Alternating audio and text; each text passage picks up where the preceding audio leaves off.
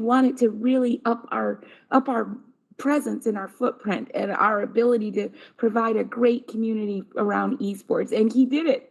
He's graduated now with his co-terminal degree, but he still helps us on many fronts. I was the faculty mentor for multiple gamer groups, and in 2013, we brought all of them together. Today, we have over 670 people on our Discord server. We have over 100 students active on competitive teams, playing against other colleges and traveling for tournaments. Last year, we was the first time we traveled internationally. In 2018, we opened the Esports and Digital Arts Center in our campus center on the first floor, bright windows, very visible, not tucked in the basement anywhere. We are being honored and respected and celebrated. We're on the actual college tour for incoming freshmen. There's an auditorium for tournaments right next door to our center, and there's a radio station that's got great equipment for shoutcasting. Esports is an amazing spectator sport, and casual gaming is great for stress relief. Our center serves as an oasis on campus. People come to game and watch others play and connect with their friends.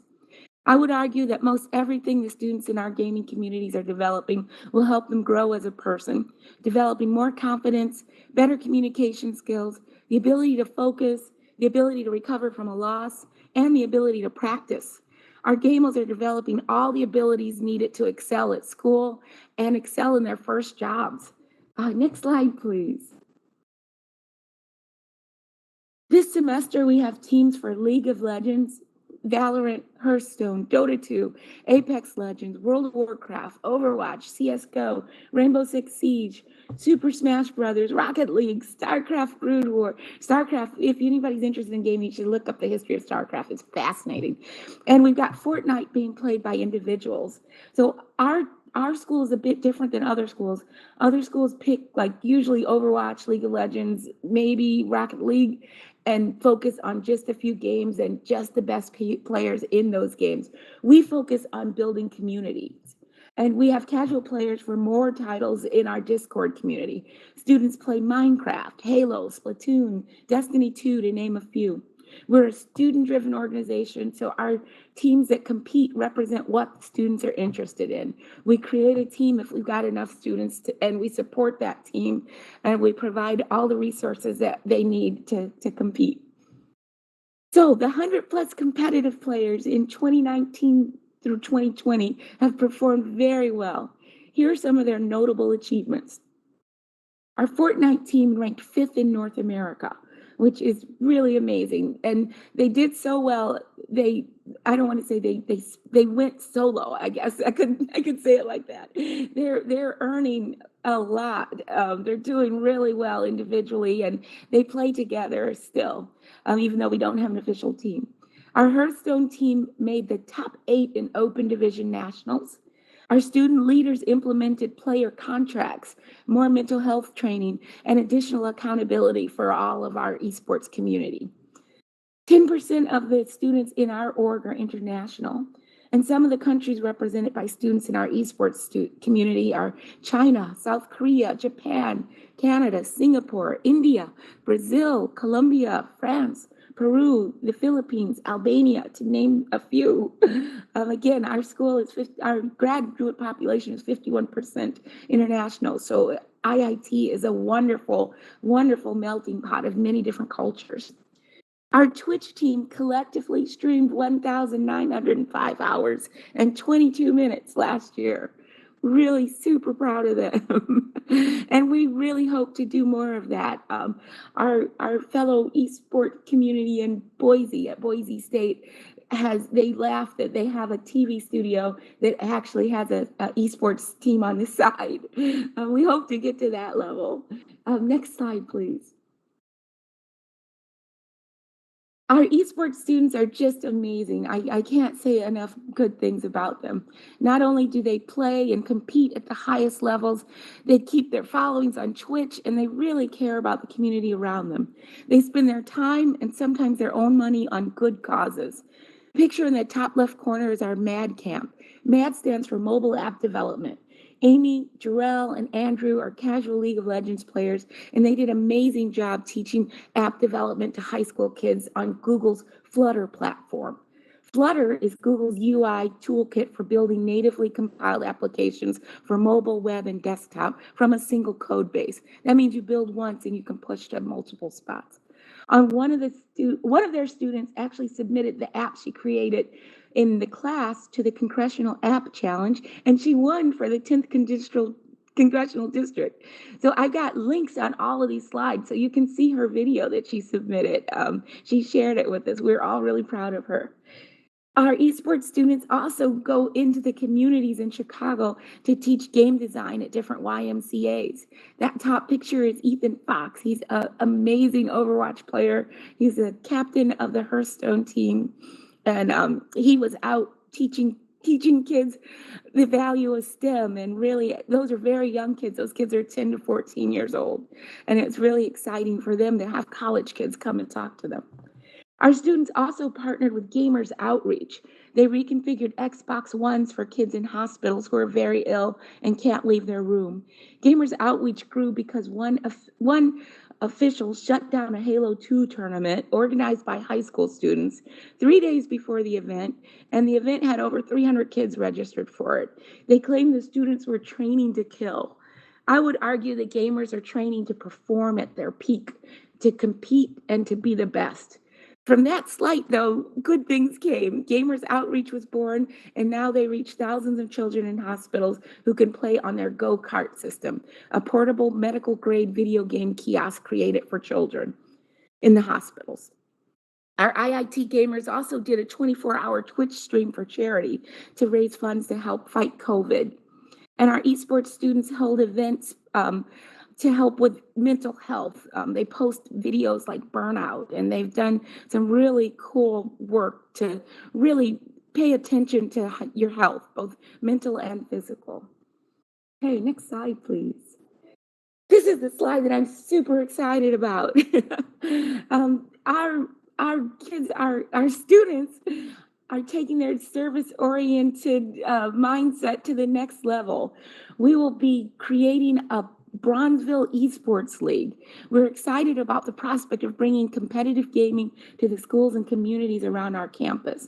The Bronzeville Esports League will be managed by our esports community. It'll include gaming, game design, production, storytelling, digital art, content creation, and esports marketing. We're also excited about providing additional opportunities for the community to learn about Twitch, video production, and other paths to technical skills that are connected to the esports ecosystem. Connecting our college students to the community around us is something we're very excited about, and Surge has stepped up to help us. Surge is an esports facility that will be located 4 blocks from campus. They're still working on getting the proper permits and zoning to get it built, but they've invested 6.8 or 6.4 million already. The esports venue will be able to seat up to 800 spectators, and up to 80 gamers will be able to compete at once. We're excited about the tech-focused internships and opportunities for our students and the Bronzeville community. Esports and digital arts has the power to give people reason to develop their technical skills. It also has the power to connect people and give them common things to talk about. Just like football can bring people with nothing in common together, esports can do the same. Today, people gather and come together in game. I mean, we're not quite yet at Ready Player One, but I know we're going to be there. And if I have my way, I will put everything in place for our students to learn what they need to learn to bring that type of technology to life one day. It is just a matter of time. I'd love a time where we meet people at dance. In the past, we met people at dances. Today, people meet in game. They give gifts in game, riot points, V-Bucks. Have the same value for students that physical items do. And I'm gonna, again, these links are all live, so you guys can check them out later, but I'm gonna go a little faster and skip to our next slide. All right, so currently our students, to connect to VR, currently our students are playing Beat Saber for fun. DePaul, our other partners in esports, they have a Beat Saber team. Our students mod Beat Saber to add their own music, to do custom. It's really cool to watch them play. And they make their own dance videos and merge the videos so it looks like AR. They play boxing games and others for exercise and to connect with friends. They use Tilt Brush for relaxation and for painting. And they also have used Tilt Brush to help explain complex engineering concepts. Our VR students have used our students have used VR to review 3D models that they're working on in their engineering classes. They've used the VR headsets to test the games that they've developed in Unity. My mission is to provide our students and the high school students in Bronzeville community with the creative classes, design thinking, technical training, business classes, hardware, software, and space that they need to become confident creators who can work on projects like the ones I'm about to show you in the next slide. Can we go to the next slide? Awesome. So again, going really quickly, in the top corner, the first image is a VR set created to hype the start of the Red Bull League of Legends solo queue. And again, we're sharing the link so you can watch the whole video later. It's just about 1 minute long. The second image is a room in Call of Duty. The VR space recreated that room for the Call of Duty Championship weekend. And it allows people who play Call of Duty to visit a site they know about from the game. In the bottom corner, you'll see a shot from the WWE event that was held. And all of those images in that audience are actually real people. You see their webcams from home. And now organizers are working out ways to monetize the virtual viewer so that they'll be able to sell seats, as it were, that allow people's pictures to appear in these big productions that are shared. All right, next slide, please. And one of the coolest things about VR right now, VR production for film is a complete game changer. Are there any fans of The Mandalorian here? You are my people. I love Star Wars. I love that show. I'm a huge fan. Using a stage set called The Volume, the team from The Mandalorian brought the Star Wars universe to life while shooting.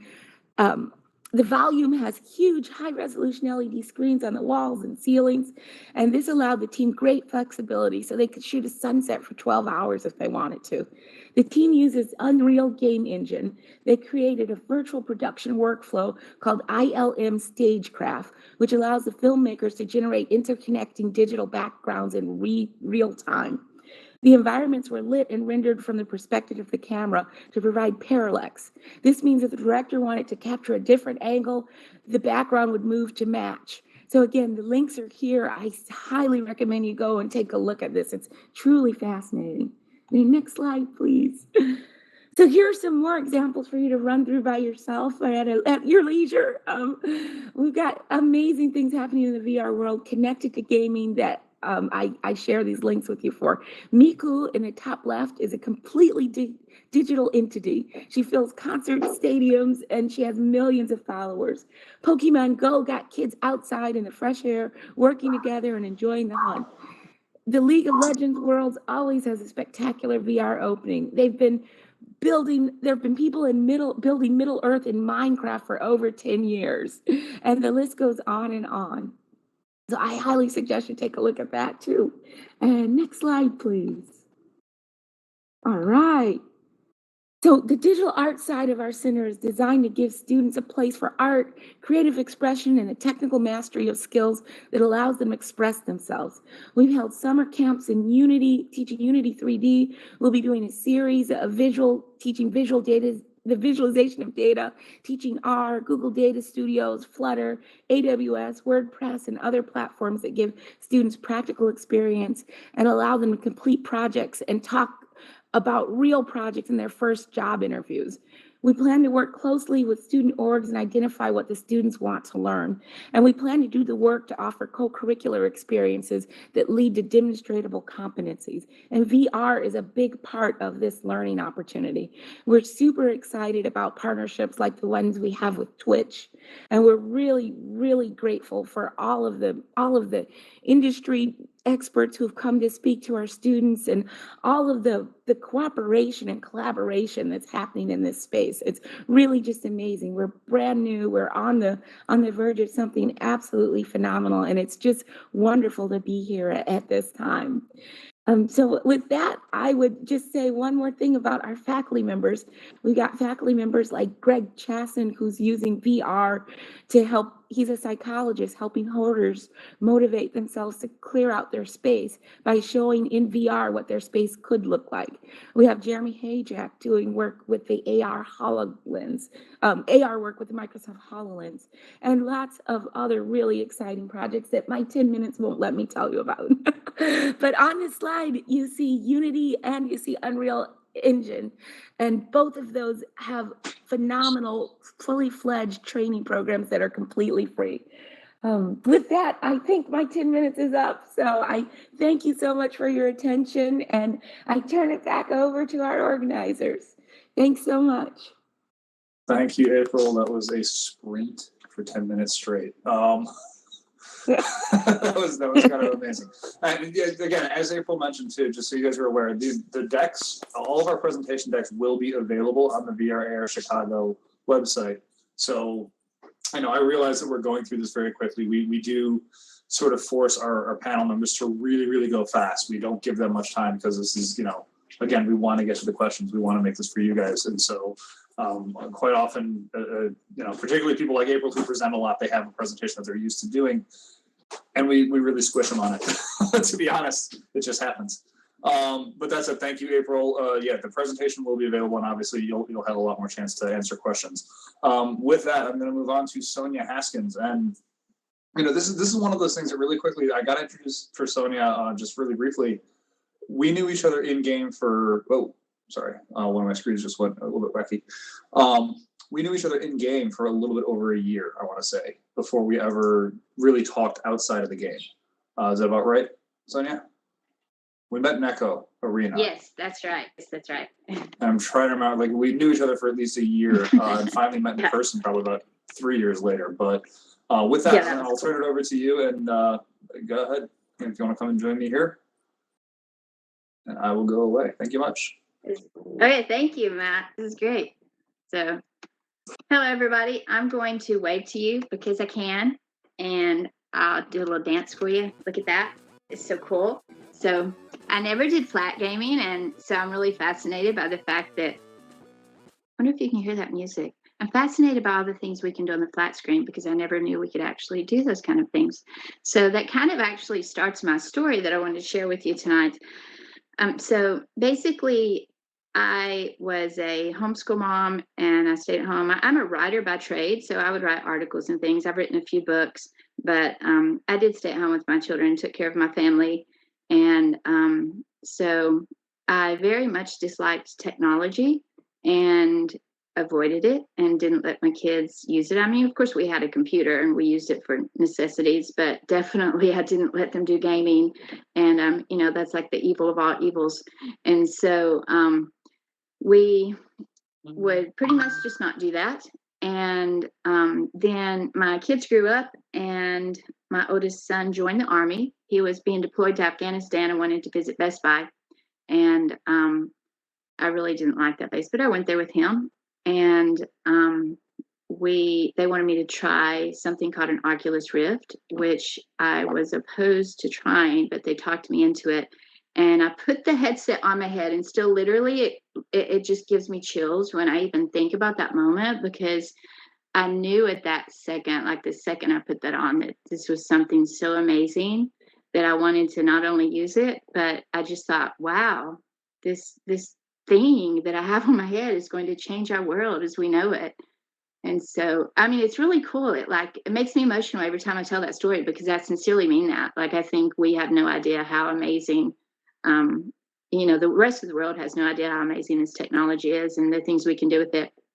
So basically, there are a lot of things we can do, and April touched on that a bit, and I could stand up here and tell you that I started playing a lot, and I ended up getting very much healthier. I came off a lot of medication I was on. I lost quite a bit of weight. I did all that and used it for pain relief. I ended up coming off a lot of pain medication. There are a lot of things that you can do to with VR that help us in the world. But since this particular presentation today is about VR eSports, I'm going to focus on that side of it and say that I just went in to start playing. I was just playing alone, and then I was introduced to, my family encouraged me to try something different because they got tired of seeing me rip apart robots every day in Robo Recall. And I literally had like the top scores in the world on Robo Recall because I played it so much. I was just enthralled with it. And so they said, try this other robot game, please. So I started playing beta for a game called Echo VR, Echo Arena at that time. And so I really enjoyed it and started making friends in there. And that was my first multiplayer experience ever in my life. I just kind of thought that was a strange thing to be meeting people on the internet that might be weirdos or, dangerous or whatever, because of course that's all the perspective I had. And so it ended up that I was pretty good at that game and qualified for nationals. We had the VR League, which was sponsored by Oculus. And so I traveled to California later that summer and participated. And of course, all my family and friends back in Tennessee, which is where I'm from, thought I was going out to California to be like, I don't know, taken hostage by the Californians or something. And so it ended up these people were very nice, and yes, they are my friends, and we had a fantastic time and it was great. And my launch into esports and VR sports was absolutely fantastic. I loved the experience. I liked the people. And while I was there, I was really impressed with the fact that, wow, we really need to be telling the world about this. Like, we sincerely need to make the rest of the world know how awesome these communities are and these people and this experience and the ability to play a game and do things like get healthy and meet people and make friends. And it was just, the whole thing to me was such a spectacular experience and an idea. I thought we really need to let other people know about this. So as a writer, I began to write some articles, and I also started just trying to find opportunities for people in the community. I would say, like, we have people that are interested in sponsoring teams or tournaments or events, different things like that. And then I would try to match those up with other people who are interested. We have now we have actually a huge ecosystem where we have casters and we have camera crew people, and we have people who do write articles besides me, which is nice. And there are all these different people in the VR esports system or ecosystem. And so I was thinking, as April was talking, it's kind of funny because she was referring quite a bit to what I call flat esports, just esports on a flat screen that doesn't use VR. And it's so funny because we see that we're laying the foundation for what's going to become that grand world. And we have those things in place and they're beginning to grow. And it's just really fantastic. So I forgot that my little slide is up there still, Matthew. Go ahead and switch that if you don't care. Thank you. So I actually took this picture at a different, not that first event that I was at, but the next year, took that at Oculus Connect. And that's one of our Onward players. He was on the ground. Of course, that's his first-person shooter game.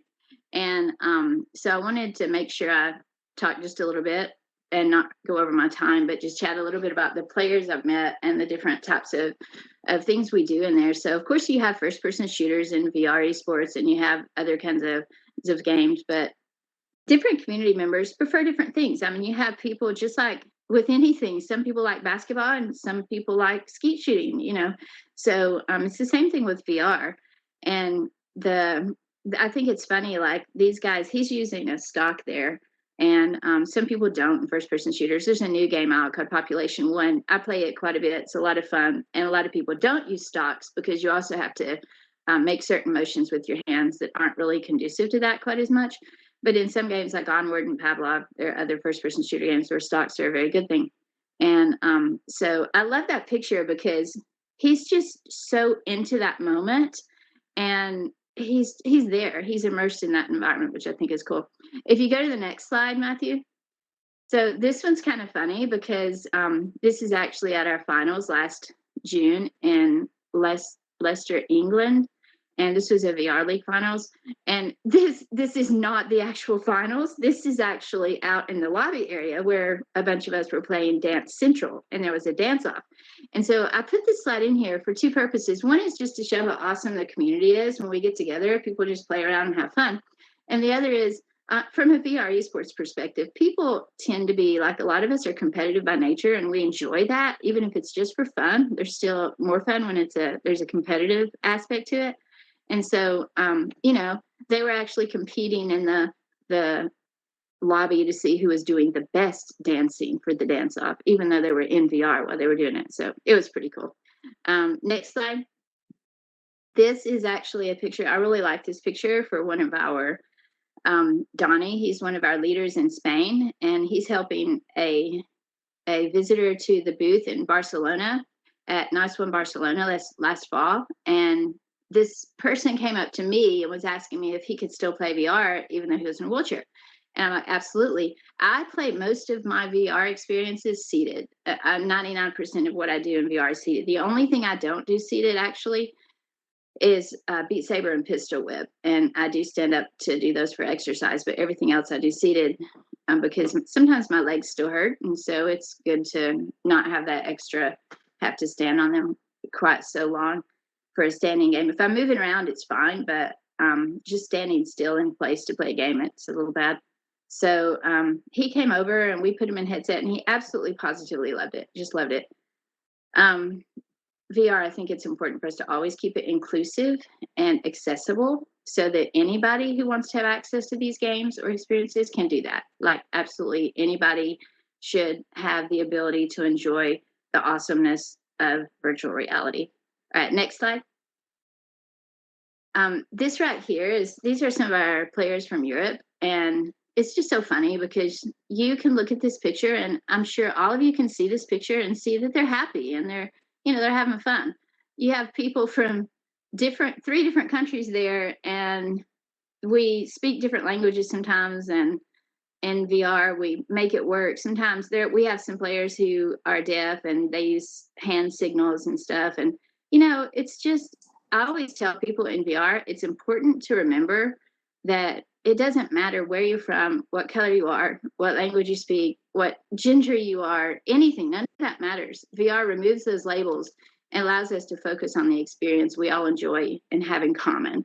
And that's really what we should do. We should really be just focusing on what brings us together and not what separates us. And so that's one of the things I love about VR esports. You get in there with somebody and you're trying to shoot that opponent, or you're trying to score a goal in something like Echo Arena, and it really doesn't matter what you look like or anything else. It just doesn't matter. It matters that you're there trying to achieve a common goal. So I love that. Next slide. Some more friend pictures. This is a team that competed in one of the VR League finals. And the friendships you make in VR, I think, are special and precious. And as far as, I won't go into it because we don't have a lot of time for each of these tonight, but just to say that for kids in VR, I'm doing another presentation that's not talking about child safety in VR. And did I say last night? I think I seriously did. Next week, doing another presentation next week. I'm not traveling into the past, not right now. I did that already and didn't work out so well. So anyway, it's a good thing. Like, kids can make friends in here. You do have to have caution. But I think it's great that you can make friends in VR and then you meet them in real life after you've seen their avatars moving around. Like, you can see me moving here, and I don't even know what I'm going to do here. You can see the little hand signals and things I do. And this one's different because I'm not used to these. But in Echo, you literally can recognize people by the way they use their body language. It's the coolest thing ever. All right, next one. This was taken in China, and I went over there to cover the final assault. There was a tournament there, and that's a game by Phaser Like Interactive.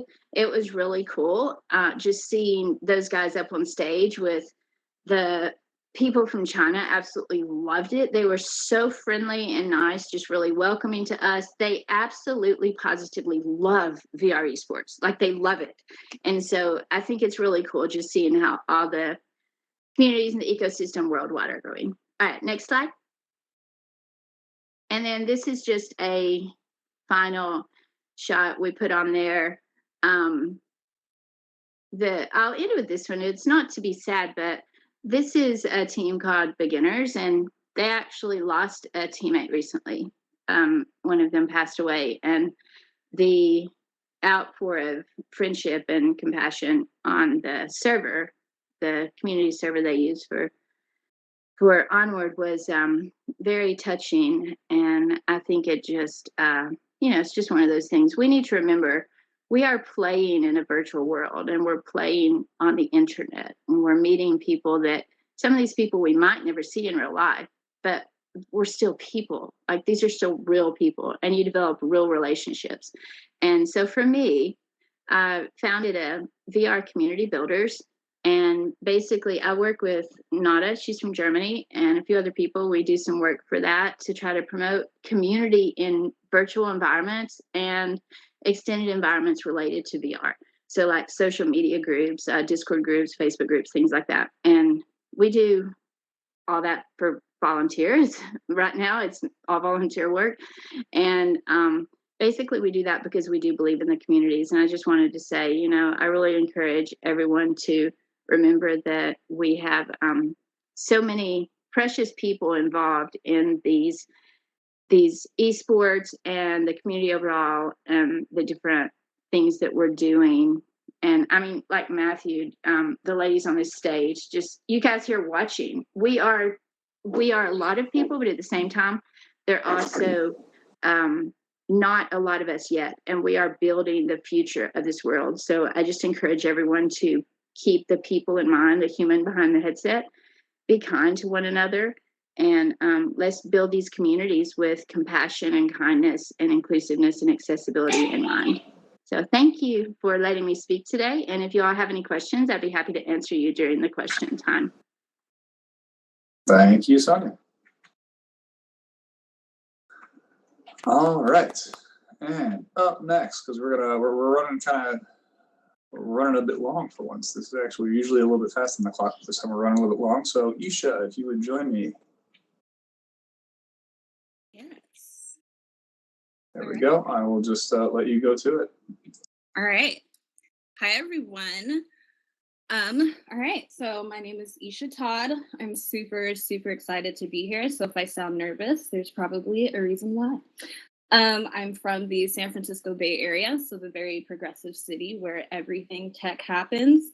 So yeah, we can actually just go here to the slide, because I'm just going to get right into it.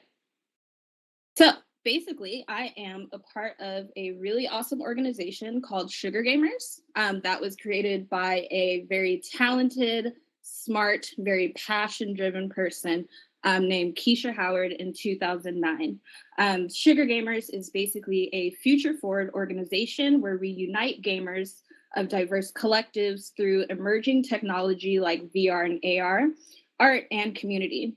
And basically, Sugar Gamers were also passionate about changing the conversation to create a better society with innovative tools to develop more solutions for the future. So not necessarily problems, but we basically just want to fix things. Go ahead and go to the next slide.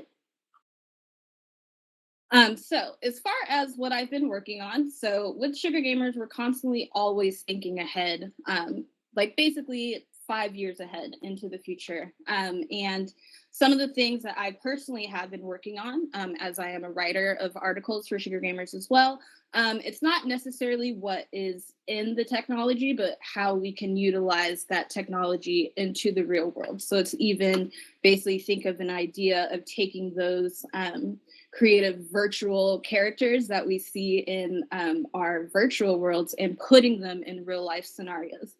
For instance, I just recently did a project for a AI company called Pangenum Drum AI, and I was basically working with an AI who is a part of a girl band, but she was curious and wanted to stream video games on Twitch. So it was a matter of what would be in my bedroom that Twitch streamers would want to see. So it's just kind of bringing an overall broader aspect to the picture of when it comes to these virtual worlds and seeing what we can do about it today. Go ahead and change the next slide. So as far as my experience when it comes to technology, I've always been a tech enthusiast my entire life, especially when it does come to gaming. Gaming is rapidly evolving, and so is the technical knowledge behind it. being able to completely immerse yourself in a different world on the fly is amazing, and there's nothing like it. That is definitely a personal quote of mine, just from my experience with technology. So Sugar Gamers gives me an avenue where I can speak directly to people online, using my articles and my voice of being a content strategist for the organization. But if you want to go to the next slide, my experience before Sugar Gamers is definitely something special that I like taking for the books. As I mentioned, I've always been a tech enthusiast. If you guys are virtual reality fans, basically the whole statement of putting on a DK2 from Oculus is definitely something that might seem a little historic. But playing Alien Isolation at the time was something that really immersed me into that scary world of how I might not want to be face to face with an alien later on in life. But as far as my work experience, I definitely have my resume built in Apple, MakerBot as far as 3D printing, being on the future or the early lines on a consumer-based 3D printer. And then stepping in the forefront of Oculus and Facebook. The cool thing about this, I wasn't only just giving demos internally at the headquarters here in Menlo Park in the Bay Area, basically to employees and all their guests, but I had the capabilities of traveling the world and actually training a team, help setting up for events, doing light IT stuff, and really being on the forefront of giving demos and these experiences of virtual reality to people that didn't even know what virtual reality was, didn't even know what was on the other side of a virtual world. So just being from that point A to point B process was honestly really special. Go ahead and go to the next slide for me. So this is basically cool events that I got to do. So some of the front leading like E3, all the packs, definitely Oculus Connect that Sonia was mentioning beforehand, which I will step into that, which is pretty cool. And she talks about virtual worlds and communities, and somehow sometimes we can actually cross paths with each other. When it comes to eSports, basically in 2017, I was able to demo a game called Lone Echo at the Facebook headquarters. It was my first game that I basically played in Zero Gravity, which is a VR adventure game that's developed by Ready at Dawn. But basically, you're in a space station, you're able to kind of float around in zero gravity. It was something I've never done before, so I was pretty intrigued with it. And then also leading in 2017, towards the end of the year, I got to work Oculus Connect, where we basically showcased Echo Arena. And as Sonia was mentioning ahead, that is basically experiencing eSports through virtual reality. So you can just imagine that whole setting, but now you have teams that are basically playing against each other, trying to compete with goals and things like that. That was my first experience of an emerging piece of technology working in the realm of a video game industry, and just kind of seeing the capabilities of esports, not necessarily just from my experience of just seeing gaming on a computer or a PC, but actually a team standing on a stage with a headset in real time, gaming for the audience. It really was something special, and I've never seen it before. So that definitely made me keep my eyes on esports at the time. And then I'm also going to play a video. I had the pleasure of working an event called the Global Entrepreneur Summit, also in 2017.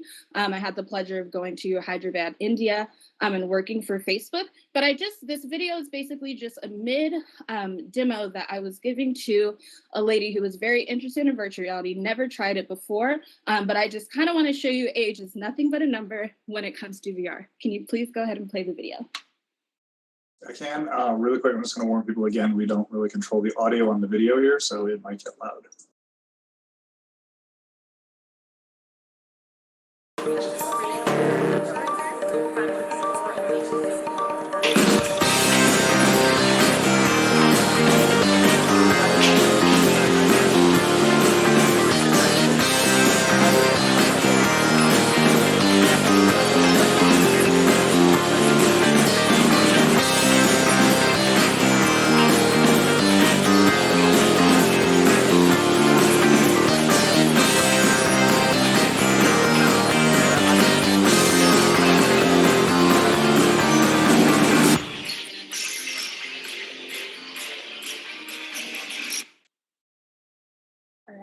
Can we jump to the next slide, please?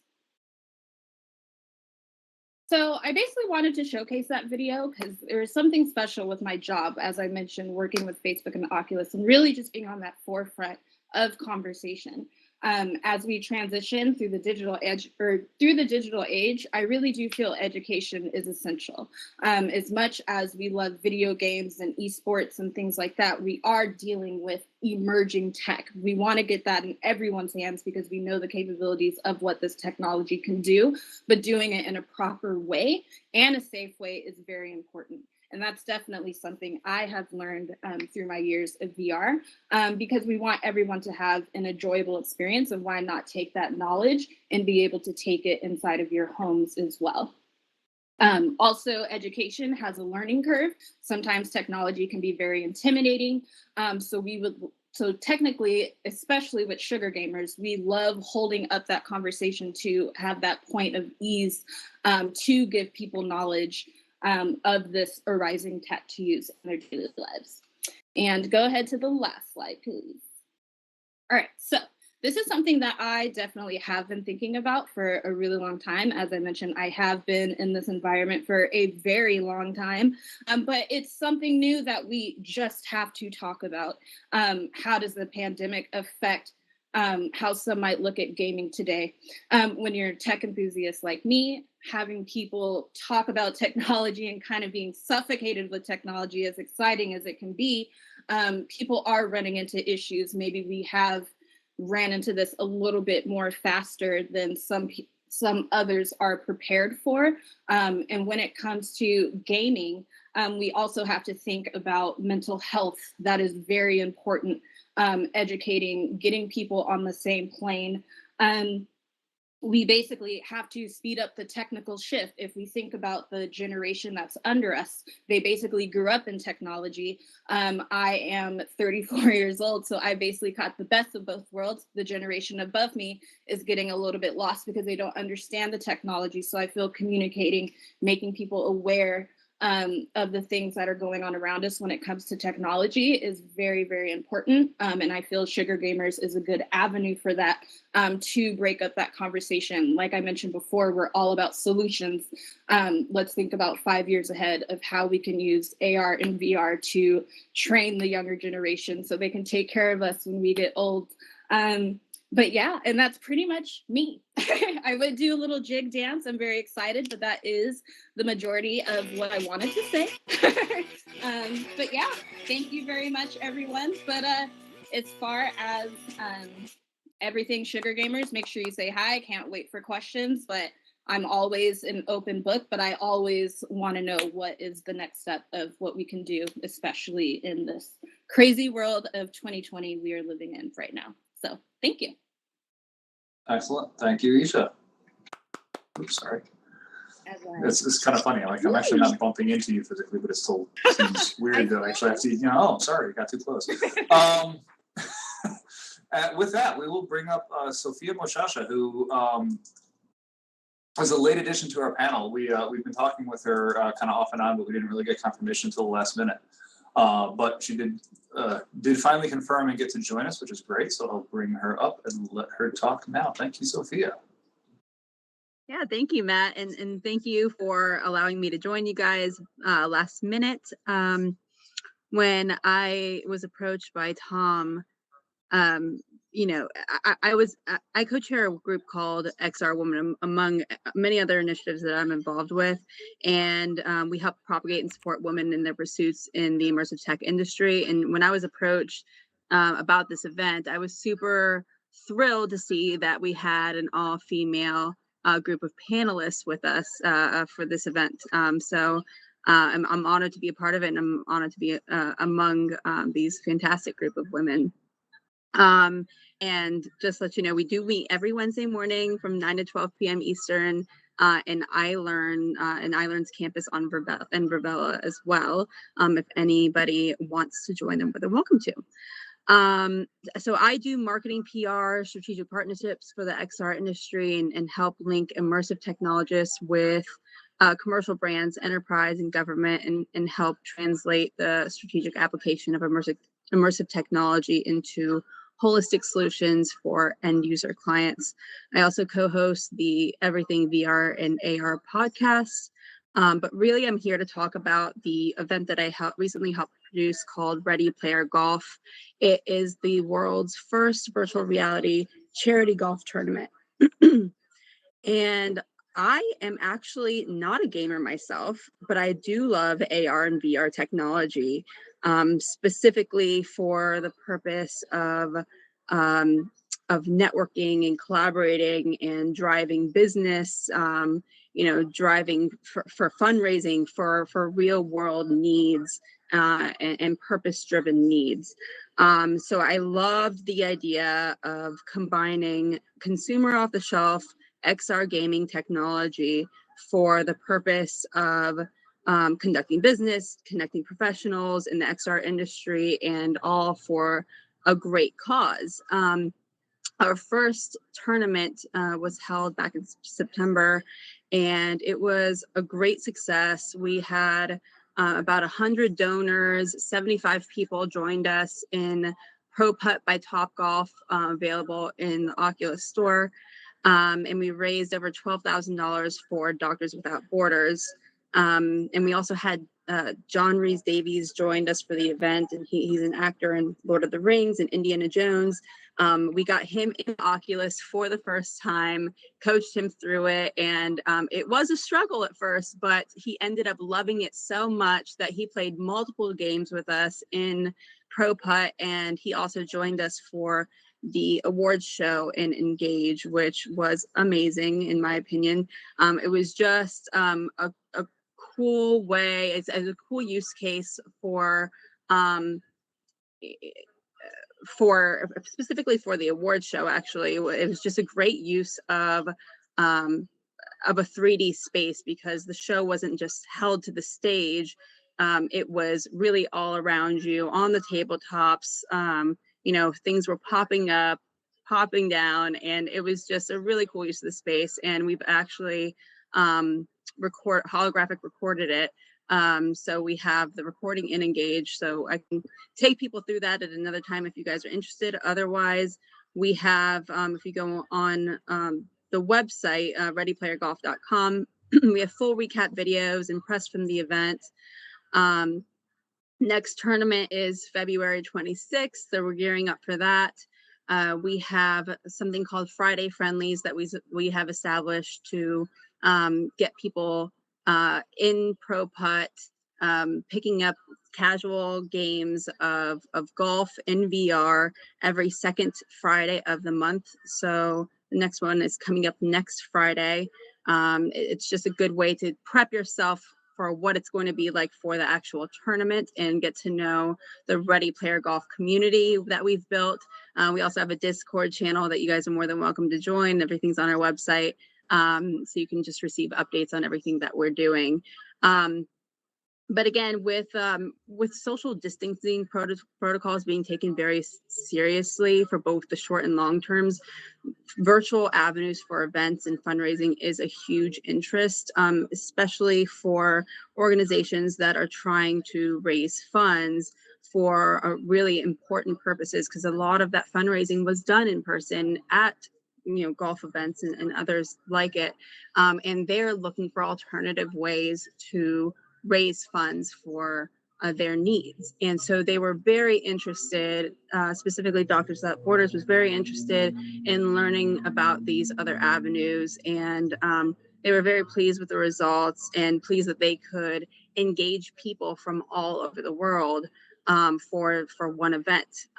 There's low financial risks involved because they don't have to invest in big logistical costs to cover like booking a venue, food and beverage, and those types of things. So really a lot of that money was going right back to the charitable organization and didn't have to be used on some of these hard costs. You can have unlimited number of people and participants in the course and in the awards venue. Like I said, anyone from around the world can participate. And now the barrier to entry is going lower and lower with headsets becoming more readily available, at a cheaper cost, and we can expect an influx of purchases of VR headsets even after the holidays as well.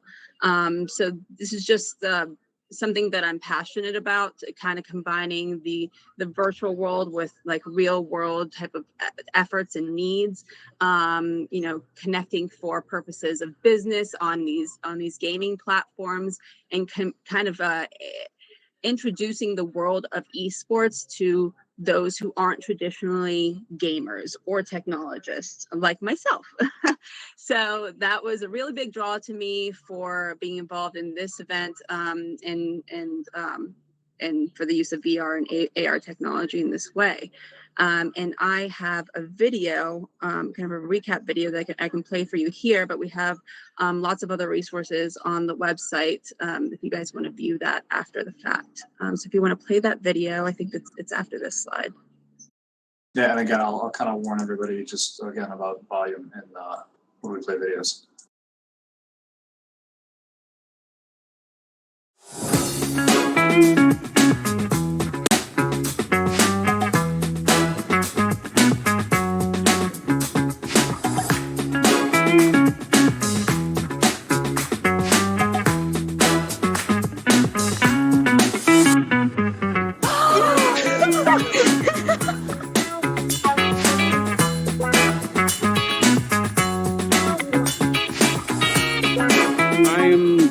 Engaged in a mortal combat here called Ready Player Golf.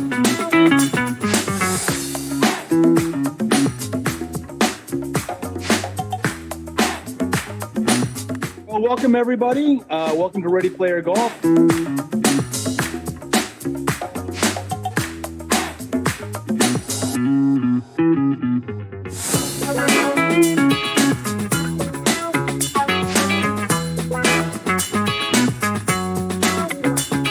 Your support means that we can provide critical, life-saving health care.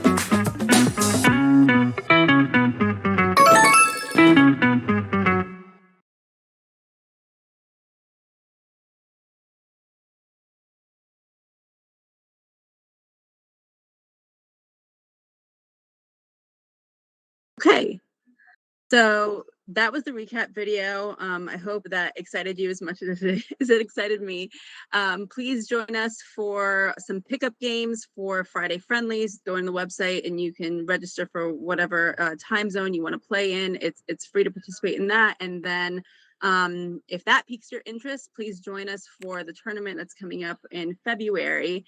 We'd love to have you. It's in support of Doctors Without Borders again, and it's a great way, besides all the fun that we're having, it's a great way to meet other people in our industry. And there's long-lasting connections that have been made, and people frequently return to pick up games with others that they've met in this platform. So if you have any other questions, you can reach me at sophia.mashasha@gmail.com.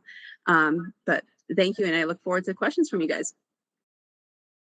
Yeah, and Sophia, we'll have, as I say, if it's not there already, because again, you did kind of come in a little bit late, but we will have your contact information, your LinkedIn, all that sort of stuff linked on the webpage, as we do with all of our presenters, so anyone can get a hold of you.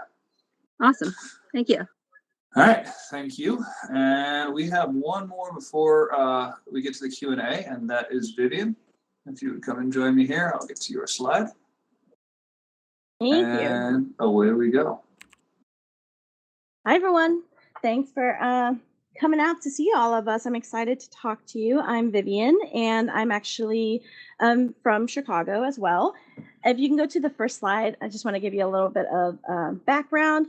I work for Mather. We're a nonprofit organization in Evanston, and I work with older adults and technology. So I focus on addressing isolation among older adults using technology. So we do virtual programs, like we've been doing it since 2007.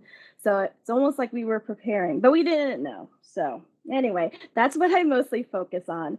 And one thing that we say is one good thing leads to another, which you'll see is slide.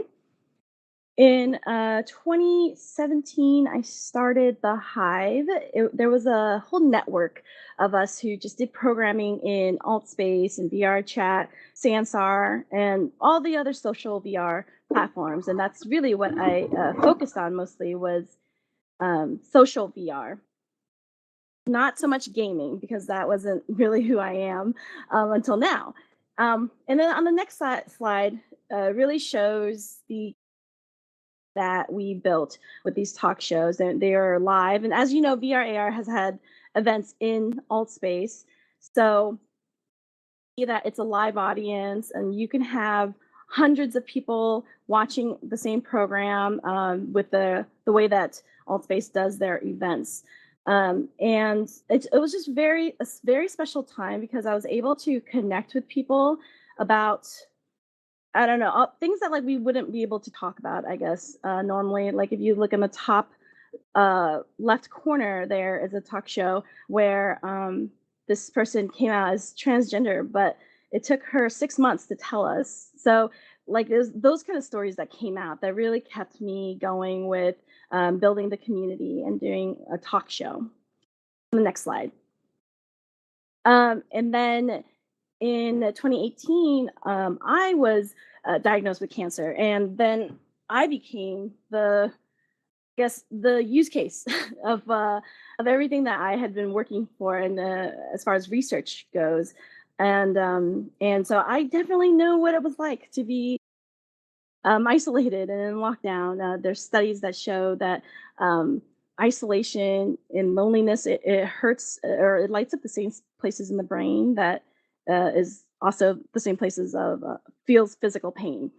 So so I definitely really felt the impact of it. And as you see, I'm using the headset while I was isolated. And I actually even did a talk show during a blood transfusion, which brings me to what's so cool about VR, which is how we can do everything remotely.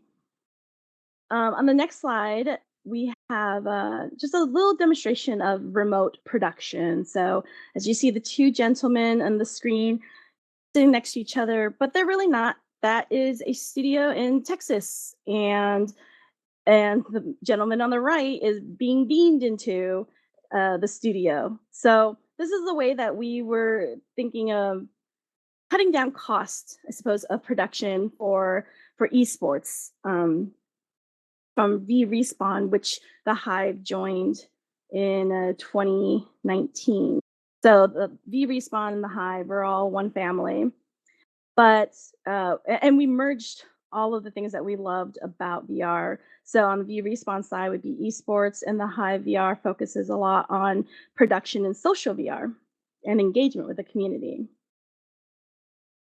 So on the next slide, just shows some of the things that we're working on right now, which is streaming pro players so that people can see what it's like to be a esports pro player, which is kind of funny because there's only like a handful, it seems, sometimes within VR. But the cool thing about it is that the community is so close knit and tight. But there is such a difference between just playing every once in a while and somebody who plays sports. You know, we think a little bit differently, we focus a little bit differently, and so it's been great to show that point of view from different pro players. Now, they're not on a team, they are not in any one game or any one league. It's a variety of streamers who also play VR esports. All right, so on our next slide, you'll see some of the crazy productions of what happens when the Hive joined Respawn. This is, if you can make it out for yourself, us playing Beat Saber in a multiplayer, while also in AltSpace playing it for an audience in a Beat Saber environment. So wrap your head around that one for a little bit. I still can't sometimes, even though I created it, but it was a lot of fun. It was a way for us to bring a very popular game into AltSpace And as you know, Allspace was one of the social VR platforms that was able to have crossplay across almost all the headsets. So this is when Gear users weren't able to play Beat Saber, and then they could kind of experience it. Like we made the interactables so that it seemed like they were also playing it as well. But we are actually playing it same time. So FYI, you can launch Altspace and Beat Saber. And then the next slide really shows when I got into Onward. So as a part of my recovery from chemo, I found esports to be something that really helped me. It helped me in engaging with people again, with competing and helping with my brain because I just did not feel like myself. And I guess that part of who I was is just completely gone because I was so ill and isolated for so long. I just did not feel like how I did previously. And so having esports onward, a new community, and again, I'm not a gamer, so going into this community, I was able to start from the ground up, and have people who didn't have or didn't pass judgment on what I didn't know. And it's a game that requires patience, and then you can do it all over again if you didn't do it right the first time. So this is what I my recovery to the Onward esports community. So here is what you are looking at on the screen. This is a live Onward tournament that is being live streamed into Altspace while we have two casters on the APC casting it live in an Onward map in Altspace. So I wish there was a term for this, but this was a lot of fun to do because it required so much collaboration. And for the Beat Saber event that we did, we had over 800 people attend that. And then this Onward one, it was over 2 days, and we had about 1,200 people come into the space to check it out.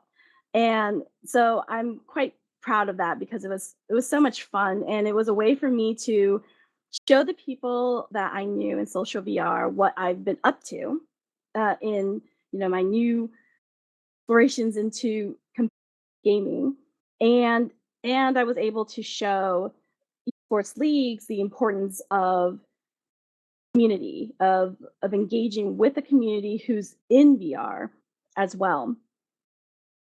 So on the next slide is the Colettos, which is the team that I started and created. And it started out kind of like a joke because there was one awesome girl player in Onward, Edna, and we were just talking. She was a guest on on my show, and we were like, we should start an all girls team. And so we did. And it's called the Colettos, and I'm quite proud of that name. Unapologetically pink and girly, which is totally me. And see, we like to have fun. We've met in person. We support each other with our real life goals as well as our in-game goals. We wish each other birthdays and dye our hair pink and all that kind of stuff that comes in, a team, a squad. And it became such a fun.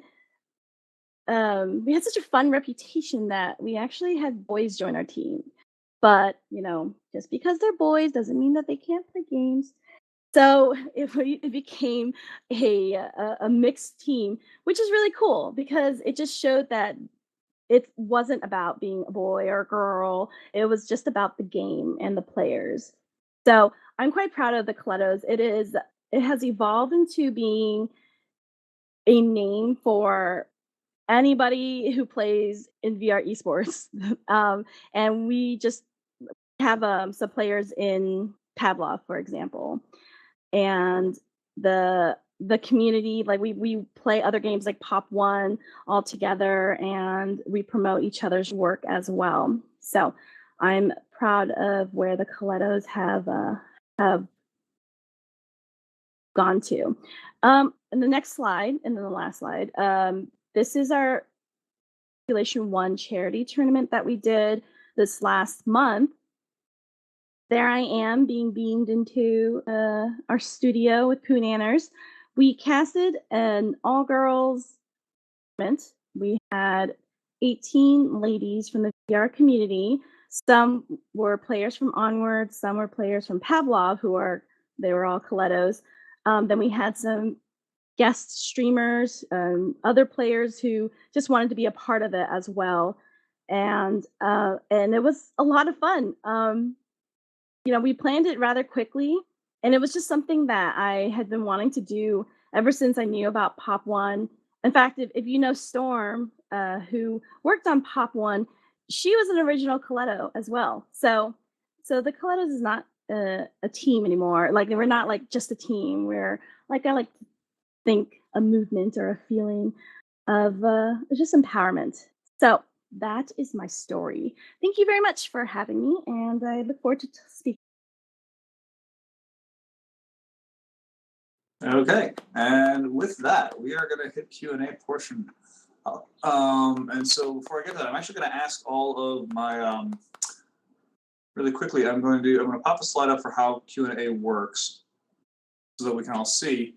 And then beyond that, I'm going to turn, for the Facebook audience, I need to turn off these slides. So give me 1 second here as I do that. While I do that, if the presenters actually wouldn't mind just kind of joining me around the stage here, that would be awesome. This is the nice thing about spatial. We can separate ourselves out a little bit. We don't have to worry about being in the center anymore, because the picture-in-picture for the live stream has gone away, so we can spread out a little bit here and not have to worry about being covered up by the picture-in-picture. But that said, how the question and answer session works. So in Verbella, if you're in Verbella and you look at the bottom of your screen, you all have a raise hand button. I will do my very best to call on people in the order that I see them. If your microphone is not working, we're open to having anybody type questions in the chat in Verbella. Please, if you're going to do that, though, just because a little bit of experience from last week, there might be a lot of chat going on. So again, if you're raising your hand and you're not talking, I might ask you to type your question in the chat.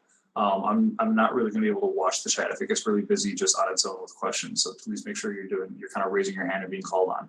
For those of you who are watching on Facebook, feel free to just type your questions. I will try to get your questions into the event as well.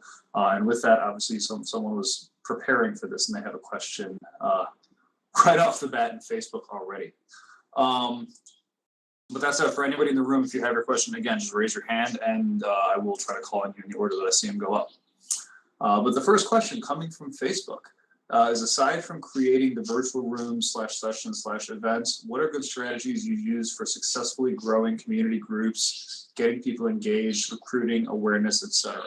I'm going to let that one start with Vivian, just because it seems kind of directed at what you were talking about with the all space environments you had built that were like Beat Saber or like Onward. Oh, sure. For building a community, it's hard to say exactly, because that's something that comes organically with the type of person you are. So of the people I know in VR, it's such a friendly community, but it's something that just comes naturally because we all love this one thing. So I would say start out with conversations with people, with a variety of people, with all the people that have the same passion as you do. And just remember that it's a back and forth. Sometimes I say, like, there's like 10 people know you in VR, you're famous, because it's such a small community.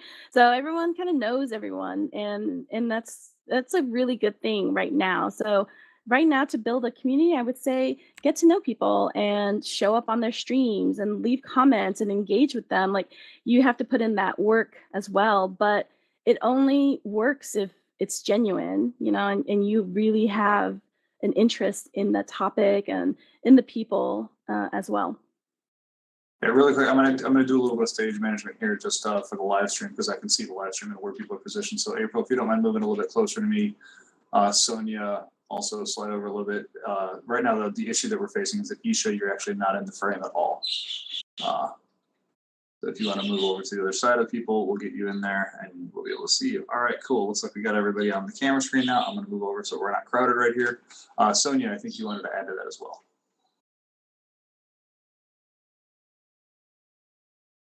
Yeah, You might sure. be- I Yeah, was there we just going to, so the specific question was how to build VR communities, Matt, is that correct? Yes.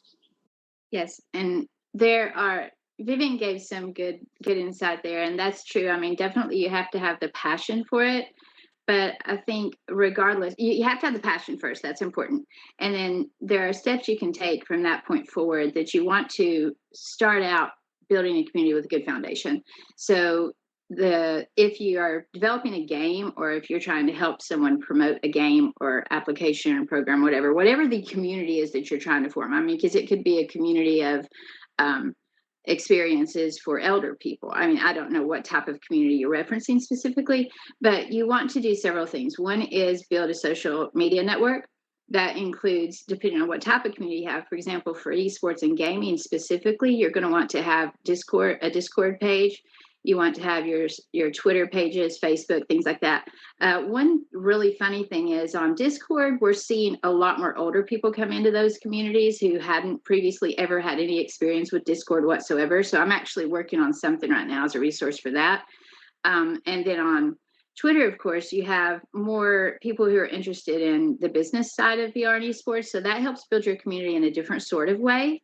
But with Discord, you have kind of the friendships, and on Twitter, you have like the kind of professional side of it. And so that's important. And then on Facebook, you can have community, but generally, yes, we know those are usually a little bit of the older players, the older gamers and stuff. So social media is really important, and setting a firm foundation. I would say those things are essential, because if you start out allowing people to troll your communities and be disrespectful or make it not inclusive and stuff, it's going to be a lot harder to turn that around than if you set the standard from the beginning that those things aren't acceptable in your community. So you're going to decide what kind of tone you want there and set that. Then beyond that, very quickly, I'll just say you want to make sure that you're involved in your community. If you're a developer or someone who's trying to build your community, you definitely want to stay in touch with your players or the people who you're trying to reach. And when I say stay in touch, that does not mean that you personally have to be on there every day communicating with them, but you want to have a little network of people that do that, and then you stay in contact with those people as a network. And so if there are any other things anybody has questions about that, you can contact me. We do a lot of community building through VR Community Builders, and we have a website now that we're actually promoting a lot of the various VR esports communities. And so I'd be happy to add you guys or answer any questions about that. Basically, that is literally like all I do all day. And so if you have any questions, feel free to let me know after the program. Awesome. And I could add to building community. One of the things, the first thing that you need to do is decide what your community values. Depending whoever you're going after, like our college kids, they love pizza. It sounds very simple, but they'll show up if there's pizza, if there's food, and then you keep the event tailored to the things that they value. Like bring guest speakers in that they value, bring connections to industry in that they value. Just really make a big long list of what the community you're going after values, and then figure out who to talk to and how to connect. Excellent. Nick Roka, you got a question? Yeah, first of all, thank you. Just amazing group of presenters. You guys are all doing really exciting stuff. Thanks. So my question is pretty simple. We seem to be, or we are at the beginning of this and early stages of these technologies, and VR versus AR is my question. So can you, a few of you or all of you, address where you see the applications for VR versus the applications for AR, maybe out 5 whatever years? That would be great to hear your perspective. Thank you. Apologies for the typing noise there. Why don't we just go down the line on that one? We'll start with I guess I'm trying to look at the camera views here. So why don't we start with Vivian? Go ahead. Sure. So with AR and VR, it's always so interesting because people sometimes use it interchangeably. But as you can see, AR has come quite a long way this last year, especially with some of the new models that are coming out that are a bit more affordable. I really like augmented reality because of the approachability it has for people. So since I work with older adults, I'm always trying to like find best way to show something that is already intimidating. So I think that for the future, AR is going to be in a lot of it already has been in an enterprise level, which is mostly what I work with. They're already in universities here in Chicago. The military has used it. So I think AR is going to continue to grow a lot in things like such as fashion and real estate, where it's easier to put on a pair of glasses to interact with the world around you. As far as gaming goes, I've seen some games that have been made for AR. And I think that competitively, it may be a bit more simplistic. And I only say that because of the limitations I've seen. With VR, I would say that they're so different at times that it's almost like I don't know. I wouldn't say it would be the same type of gaming for both VR and AR. I would completely separate them into two different things. But as far as building the technology behind it, I'm sure there's a lot of like crossover. But my AR projects and my VR projects are totally different from each other. I was gonna say we're gonna to try and get everybody. Let's try and keep this one a little bit rapid fire in terms of VR versus AR. But so I think Sophia is next. Yeah, Sophia. Can you repeat the question? Just basically where you see the difference between VR and AR in applications over the next few years. Yeah, I mean, typically, I think AR is best suited for for times where we actually need the physical environment around us. If we don't need the physical environment, then I think experiences are best experienced in VR, where we can create an environment that suits what the experience is. Otherwise, augmented reality, in my opinion, is best suited in places where we need geolocation, we need the physical surroundings to enhance and augment those physical surroundings. All right, Isha. Definitely for me, when I differentiate the two, I believe VR definitely on the set of gaming. Like if you think about VR, like how, especially Oculus specifically, using hand tracking, things like that. I mean, there's definitely some immersion when it comes to the gaming aspect of that. But also when you think about VR, it's definitely something that is built to make people feel empathy. And basically when you're adding in extra senses and things like that, that's kind of when you can take that immersion to the next step. So you can kind of think of gaming and other forms of entertainment like movies, basically film, things like that. As far as AR, depending on if you want to go that full immersion, I always looked at AR as being that capability for training and more education. So for instance, like say you have a kid who's in a classroom who's taking a science class, instead of reading a textbook that has, the content and words, you can actually, basically put on some AR glasses and actually see that exoskeleton in a sense, and be able to tap on certain parts of the body to get information. So I always felt AR was more, involved, a little bit more immersed, a little bit more education driven, while VR is more entertainment, but also more emerging. All right, cool. Sonia? Okay, so very quickly, I'll give you my summary. One of the reasons I love virtual reality is the fact that it's totally immersive. When you're in there, you feel like you're actually there. That brings us together. When you're in VR, you actually feel like you're there in the environment. We see not only people making friendships and doing things like that, but we also see parents and children playing together. I personally hope nobody's going to yell at me. People yell at me a lot, but I think that AR is not the very best preference for esports and gaming, in my opinion, because once again, you have people looking at a phone or something to do this experience that, in my opinion, kind of separates us when we're doing that versus VR, where you're in the headset and it's bringing you together with the other people. So I personally think that AR will be huge. I think it will be very useful for many things, like Isha just said, and training, and like I think of, people building things, construction sites, anything you want, man. I mean, the stuff that Matt does with Bundler, I absolutely love AR. I think it's fantastic and amazing, but I think VR is better suited for esports and gaming for various reasons, but the main one is just because that brings us together versus having us look down at the phone. That's just my personal opinion. April. All right. Yeah. So really super quickly. Yeah. There's a team in Stanford that says you go with VR if you need to mitigate expense if it's impossible anyway, or if you have to destroy things. So like there's amazing applications of VR that let doctors, there's a company called Level X where they go over and over and over on surgeries, so they get really proficient at it. So really, when you need to create an environment that just doesn't exist, VR is what you want to go with, and always just amazing to be able to create completely from your imagination.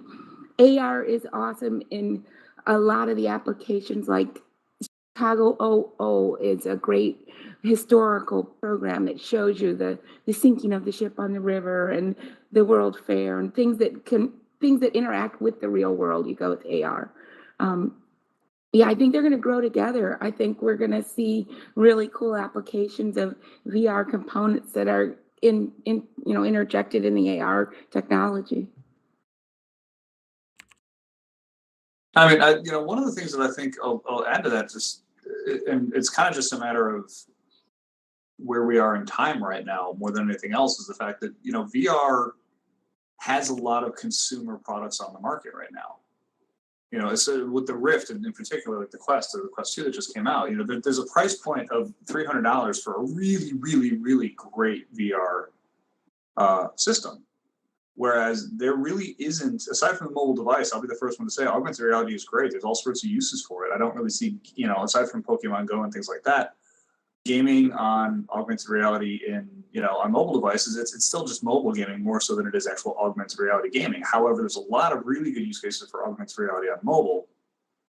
But I think when you start talking about gaming and esports, I think kind of the big disconnect right now is really just that there's not consumer glasses. There really isn't a consumer AR glasses experience out there that's great, that has, player versus player gaming built into it yet. And I'm sure that'll come. Facebook kind of said that they're coming out with AR glasses next year in 2021. We'll see, how they come with that. Apple never really says anything officially, but the rumors are all saying 2022.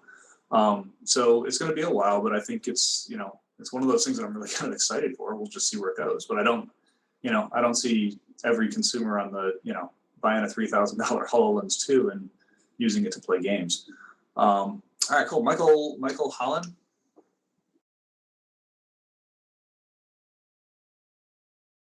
You've unmuted yourself, but I can't hear you yet.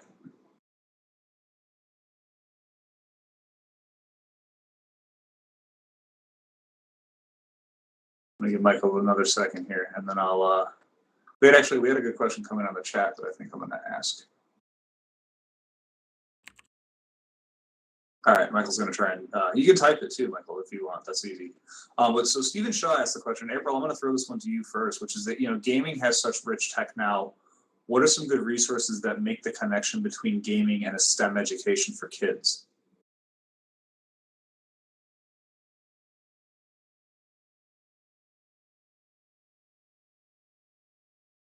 I'm throwing that one to you first, April. I'm sorry, my fault. Hi, my mic was glitching. Yeah, gaming, I think the intro to gaming is amazing with Unity's platform. They've got some really cool intro level things that you can build that connect gaming to kids, like that you can also, since you can build your own games and put them on Steam, I find that kids are more invested in games that they actually built. when you're trying to get them involved from an educational point of view. So definitely, I'd highly recommend Unity. There's a really low curve. You can teach a really good program in 4 weeks, and they can have something playable. That's a definite, really straightforward path to entry for gaming, for fun gaming. Just that level of just, I want to build something that I can play right now. For the young kids, we use Scratch. And of course, that's just as simple. Everybody knows that it's developed by MIT, and it's a platform that lets you code with simple color-coded blocks, and that also marries gaming with an educational component. April, what was that? The first one? I've heard of Scratch. What was the first one that you mentioned? Did you say Unity? Yes, Unity 3D is an amazing platform. I highly recommend it. It's in my slides. The last slide has their education platform, and they have a great community that supports developers. We taught a high school camp, Unity, the summer of 2019, and one of our students did an app. Actually, what did she build? It was a game that taught people how to recognize anger in others. It was a very, very strange game for a high school kid, but she captured like what the emotion looks like. What do how do you tell triggers of anger? So it's an amazing platform. People are building movies on Unity.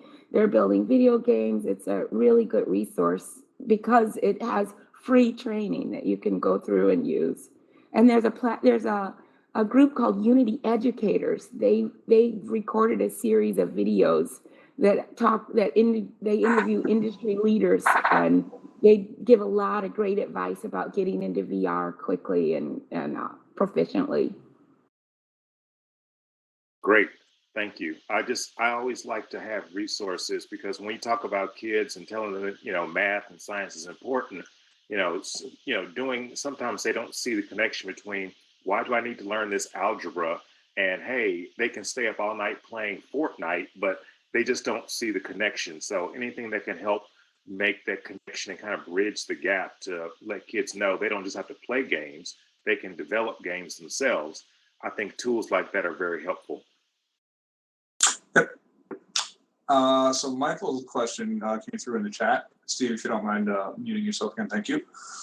Michael's question was thoughts on accessibility. I'm going to throw this one to Vivian first, just because, again, actually Vivian and Sonia, both of you, I'd like to get your perspective on this. But the thoughts on accessibility, both from the perspective of challenges of access to the technology itself, access to the hardware, as well as kind of the opportunities and the challenges for people who have disabilities utilizing it.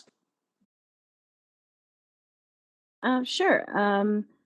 So I actually consult for some clinics here in Chicago, and for actually charities who work with needs. So with the rehabilitation center, they are working on getting people who are injured who need to start walking again. So I consulted with them on which applications to use, and they tried some different games. We tried a variety of different headsets, but I think that the accessibility is just getting better and better because the Quest 2 is less expensive than the first Quest. So the price has gone down. It's lighter, and it's easier to start up and use immediately. So I found that from the days of me showing how to use the Vive with a big, giant setup to moving now to the Quest has been an easier transition. So for me to activate a fleet of headsets is much easier because I can just show them a few games, different concepts of how to apply it. So I think that it's just going to get better and better. So that's just my limited work with it. So I'm sure Sonia has more to add. Yeah, thanks, Vivian.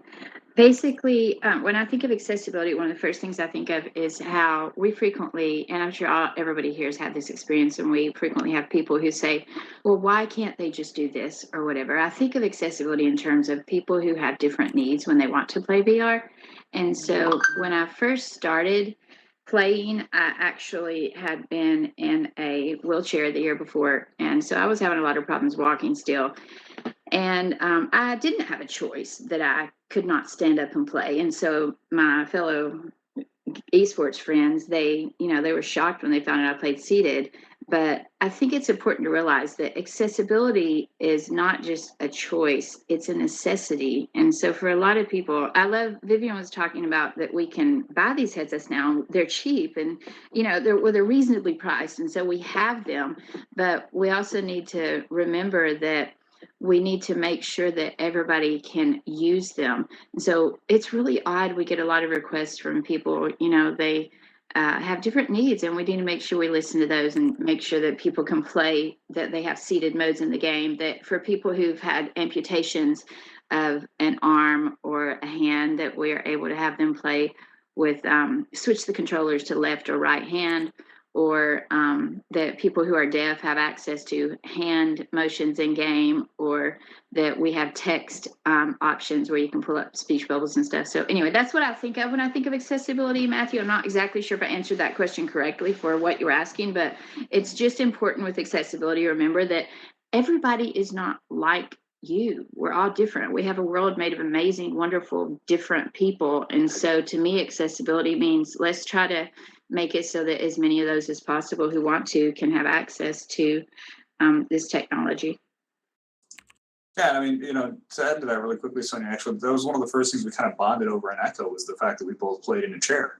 Now, I don't need to, I don't have any condition that makes me play in a chair. I simply just have a low ceiling in the basement where my VR system is set up. So I play in a chair to keep myself from punching the ceiling, which is what I did the first couple of times I played Robo Recall.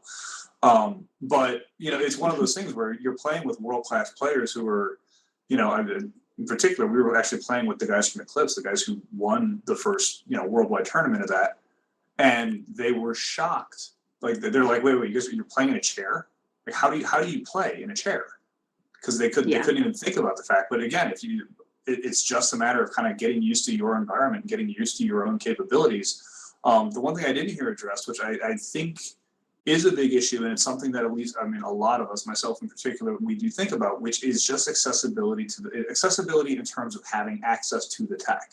And I really want to applaud Oculus for this a little bit in that, I bought my first VR headset 4 years ago with the Oculus CD1. And, the total cost when it came down to it was about $2,000 because I didn't just have to buy the headset. I had to buy a really nice computer to run it. And, less than 4 years later, and the cost factor to buy a really, really good VR headset is $300. And, it's amazing to see the cost come down, but realistically, that is a cost that is still out of reach for a lot of people. And, I'm looking for answers on that. And I'd love to actually talk to anybody who has suggestions for that about how we get this technology to people who don't necessarily have, $300 just sitting around that they can throw on what they're probably, they could throw it towards something that they're probably going to look at it initially as a gaming system, or as like, oh, this is, it's kind of a frivolous expense. It's something I don't need. But what they're going to realize very quickly, and, what a lot of people have realized, I think, is the fact that this technology is something that is not going away. It's only going to expand. And so the earlier people do have access to it, the better their opportunity is going to be to utilize it the right way. And so, kind of the faster we can put this tech into a lot of people's hands, which is sort of what the whole purpose of this event series is just anything along those lines is better. Like, the more people we can get using this, the more people we can show what the opportunities are. We pick a new industry every single month and we get people involved. Gaming is one topic, but gaming has a very big audience.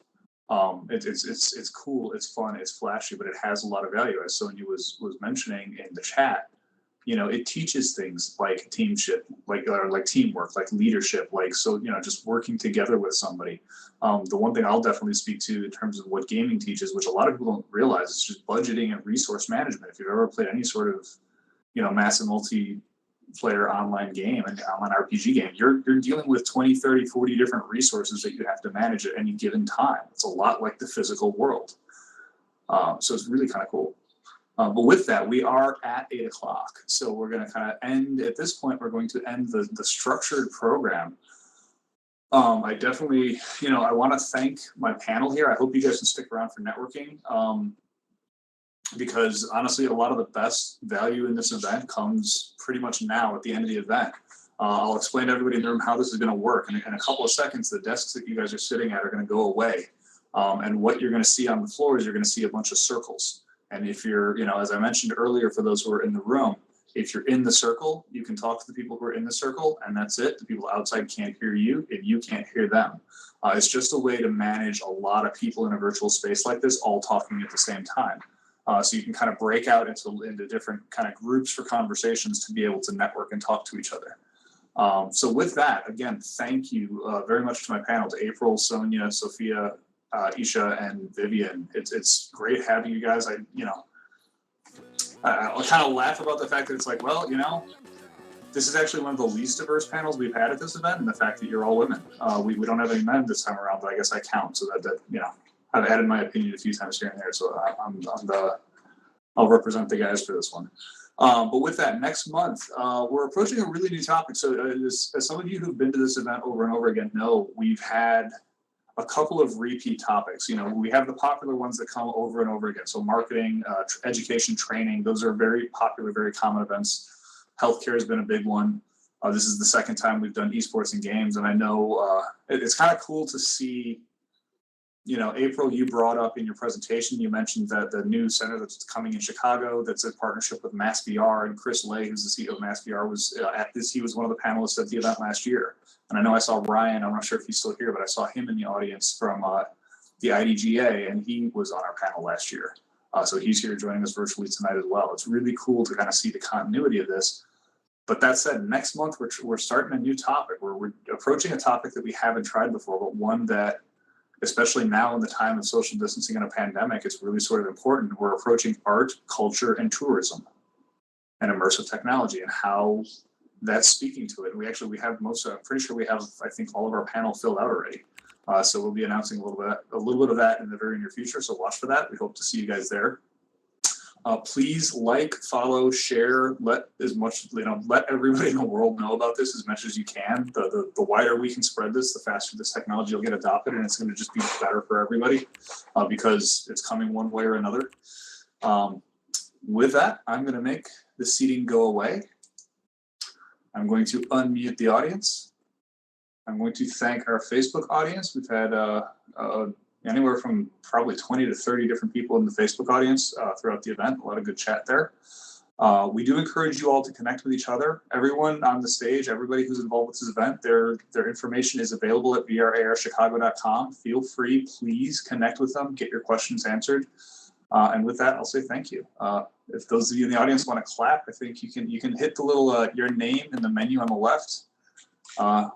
And you can press the clap function, or it's F4 on a Windows computer. Thanks, everybody.